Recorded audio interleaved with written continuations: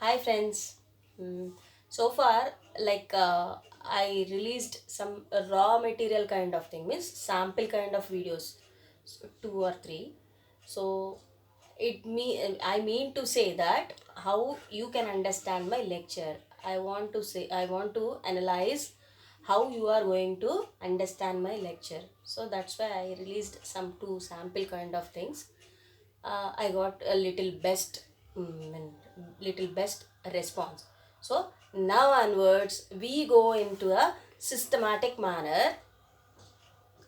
Whatever required for the commerce students as well as non-commerce students, especially my classes are helpful for the working people, the working people, because they actually they work on whatever platform is there, suppose they tally or sap or whatever, but still they know everything, but still they are sometimes they are confused to input the data in which manner. So some, to avoid such confusions, now if you follow my classes regularly, then you are able to be perfect in your profession. It's very much helpful for especially working people. Fine. So far we discussed double entry. Double entry means what? To record all the transactions in a systematic manner. All the accounting related business transactions we record in a double entry system form. There is a single entry system form and double entry system form, but double entry is authorized and preferable. Fine, because in double entry system we record expense and parallelly the income also. Means in every transaction there is a plus, there is a minus for a person. So we record both sides of the coin. It is helpful, right? Suppose I am purchasing one pen. Means suppose somebody asked me what how much it is.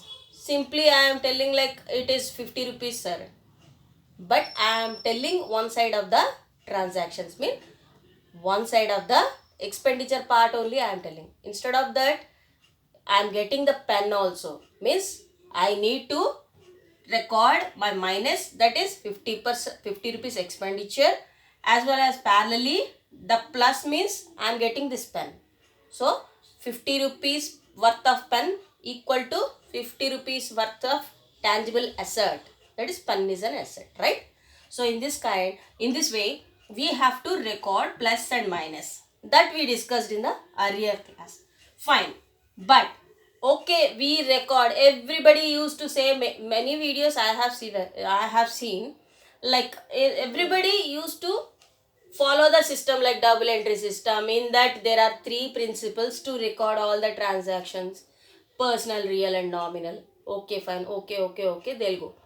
But okay, they know every procedure to record in these three accounts, but okay, recording is okay. Apart from that, you must be in a position to analyze the scenario also. Everybody known scenario will not come. So day to day we used to face many new things. So if you have enough knowledge, means the knowledge should be helpful to record any kind of situation, any kind of transaction. Okay, so my videos are very much helpful and concept based. In I think I am trying to give the most from the core of the subject. Fine, okay, this, okay, I will explain everything. This everything I come, but before recording the transactions in a, based on the principles we record, fine, but to these principles also, to record through these principles, we should have some background knowledge. That is, suppose I am using a raincoat. When I use the raincoat, if there is a rainfall, means to use the raincoat, there should be a conditions followed. What are the conditions of for everything there? We find in every bill or in every kind of document some conditions apply kind of thing we'll find. Means every activity is based on some conditions. Whenever you are hungry, then only you will eat, right? Whenever you are not hungry, you can't eat, right? You can't input the food. So in such a way, for every transaction or every scenario, there must be some conditions prevail. There must be some conditions prevail. So what are those? how how to how to record? The first thing is, so personal account. Everybody used to say personal account means debit the receiver, credit the giver is the personal account principle. Fine. Okay, whoever receives in any transaction, that we should debit the receiver and credit the giver is the standard formula. But here, who is the receiver, who is the giver? He must be a person. Okay, person. Only person, giver and taker, right? Fine. In the personal account also, the persons means persons, I am telling, not the people. Personal account may again we have to divide the personal account into three things. One is natural person, means we human beings. Artificial person, we will discuss now. And and and representative personal kind of thing. So what are those? Representative personal account, natural personal account, and artificial personal account. In these three kinds, the personal account is divided. So before dividing this, natural person means human beings, I told. But what is the artificial person? Many people will say artificial person means the entity, the organization is called as artificial person. Okay. So exactly what does it mean? Suppose, fine, one car is there. You purchased a car. Suppose your grandfather purchased a car, not you, grandfather purchased a car. So it had been used by your grandfather, after that your father, and after that you are also using the car. But who is the actual owner? Who is the actual owner? It depends on the span of the user. Means up to certain period your grandfather might used. After that period, for certain period your father might be using that. Now you are using that. Means car is as it is. The asset is remaining as it is. It is not changing. Same car. But owners are changing. Right? The owners are changing. But it is remaining same. Right? Okay? It means for this asset, the owners are changing, but the car is as it is. Okay? So another example I'll give you. One Apollo hospital is there. Suppose that hospital, not that, any kind of hospital, I am taking an example.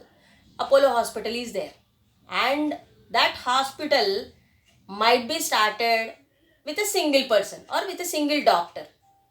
Whenever the business is grown, he might be adding some more departments. Suppose he is a doctor, segment doctor. So he started a hospital.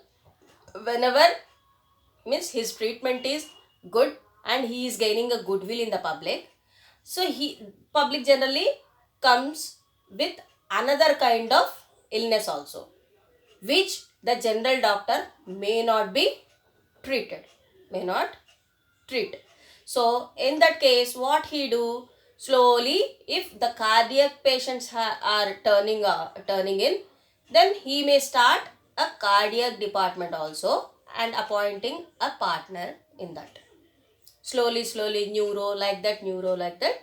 He may appoint more doctors as employees and making all the sections available to the public. Means as the business is growing, more and more people are involved in this. Fine? Okay, fine. That is okay. Now, that starting doctor, suppose this hospital started before 60 or 70 years and still it is running. Suppose still it is going. So now that person is not alive. Who started the business, who started the hospital, may not be alive for this much age, right? So in that case, what happens? The next hierarchy means either his son or some other person who is purchasing the interest, means who is, suppose this person has died. In that case, his son may, or who legal heir may take, means legal heir means the next person of the hierarchy will take the hold of the hospital. If he is a doctor, he can continue the same profession. Suppose he is not a doctor, then what he do? He will be, he remains as a management part, head of the department, head of the hospital, and he runs the business, appointing doctors as employees, right? Means what I mean to say is, the owners may die or change change change. Means suppose this fellow could not run the hospital for more time. In that case, what happens? He may sell to the other person. He may sell to the other person. In this case, now the new owner is the purchaser, right? New owner is a purchaser. So here what is happening? The owner may change, but the Apollo brand and Apollo is hospital is changing. No. Since it started, the Apollo is the hospital and still it is Apollo only. Means the Apollo is a artificial person created by the law. Means we are creating one person to do the business. That is nothing but entity. The organization itself is a person. We are creating artificially a person to do the business, but time being, the owners may change. As of now, I may be the owner. After some period, another may be the owner, because we may die. Our life is perishable, right? So that's why owners may die. But the Apollo stands like that because it is not a human being. It is an artificial person. So what I mean to say is, artificial person means a person created by the law to do the business. Means every business is done on the name of Apollo. Apollo is treated as a person and he do the business, and finally the profit whatever earned in that business will be taken by the owners. Means owners may change time to time. It depends on their interest, or it depends on the life, it depends on the hierarchy, many things. It is called as going concern concept. Going concern concept and entity concept are interrelated.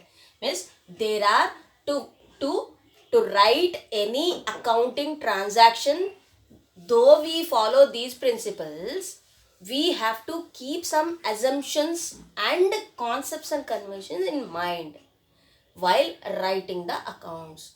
going concern concept means an artificial person created by law, means the business entity. Entity means organizations which is created by the owner. Owner means time to time he may change, but it is created once means it keep on going. It doesn't have any death kind of thing like a natural person until it goes into losses. Until it goes into losses and liquidated means it is a kind of closing procedure. Okay, means going concern concept means though human being have lifespan, but once the organization is started, it will keep on going. That is the going concern concept. And entity concept, these two are interrelated, I told you. So interrelated means like entity concept means what we said now, person is different from organization, right? Just now we discussed. Means entity means organization. Entity concept means owner is different from entity, means owners may change but the organization will be like that only. It never changes until it goes into losses. Until it goes into losses. Okay, so these two things are the interrelated assumptions and concepts of the accounts, which are helpful to write all these transactions in these principles. All these transactions in these principles. So now not only these two, we have many things. So now onwards we discuss everything in systematic manner. Now we are starting this means until end of the subject the classes will go in a systematic manner. So keep on listening my videos systematically one by one so that it is helpful for you to to work out better. So all the best employees and students or whoever require these kind of stuff. So tomorrow onwards the classes will be in systematic manner, and A to Z subject I'll give through these videos. Those who want to comment or give some updations or give your views to me, please contact through this number, or you can mail me through YouTube channel. Thank you very much. All the best for you.